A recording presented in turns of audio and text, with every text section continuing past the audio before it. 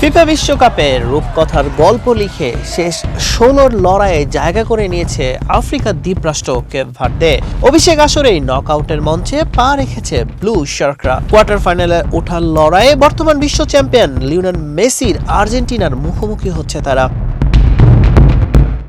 শক্তি আর ঐতিহ্যে ব্যবধান হলেও মাঠের লড়াইয়ের ইতিহাস গড়ার স্বপ্ন দেখছে কেপ ভার্দে। ম্যাচটি নিয়ে পরিসংখ্যান ভিত্তিক বিশ্লেষণ প্রকাশ করেছে অপটার সুপার কম্পিউটার। গ্রুপ পর্বে পূর্ণ ৯ পয়েন্ট নিয়ে নকআউটে পা রেখেছে লিওনেল স্কালোনি শিষ্যরা। দুর্দান্ত ফর্মে আছেন অধিনায়ক লিওনেল মেসি। গ্রুপ পর্বের ৩ ম্যাচেই ৬ গোল করে টুর্নামেন্টের সর্বোচ্চ গোলদাতা এখন তিনি। অন্যদিকে গ্রুপ পর্বে ৩টি ড্রয়ে নকআউট নিশ্চিত করে কেপ ভার্দে। তবে শেষ ১৬র এই দ্বৈরথ্য নিয়ে কি বলছে পরিসংখ্যান?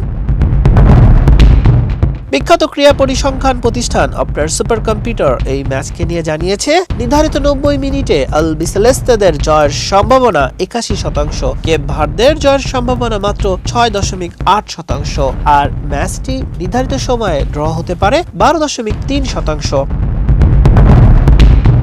তবে অপটার হিসেবে কোয়ার্টার ফাইনালে ওঠার সম্ভাবনায় আর্জেন্টিনা এগিয়ে রয়েছে ৮৯.৪%। বিপরীতে কেপ ভার্দের পরের রাউন্ডে যাওয়ার অলৌকিক সম্ভাবনা মাত্র ১০.৬%।